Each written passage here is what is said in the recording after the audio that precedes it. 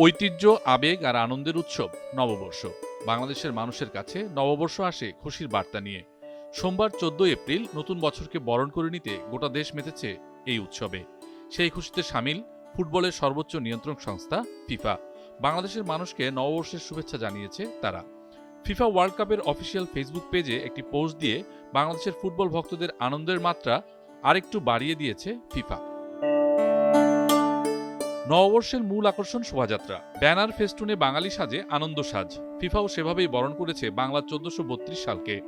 ফিফার ছবিতে দেখা যায় শুভ নববর্ষ ১৪৩২, এসো হে বৈশাখ, এসো এসো লেখা ব্যানার।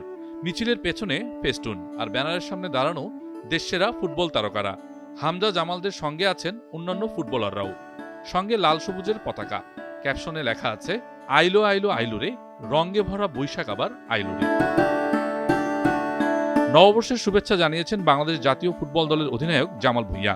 নিজের অফিসিয়াল ফেসবুক পেজে আজ ফিফার দেওয়া ছবিটি পোস্ট করে জামাল লিখেছেন, শুভ নববর্ষ, পহেলা বৈশাখ, ভালোবাসা বাংলাদেশ।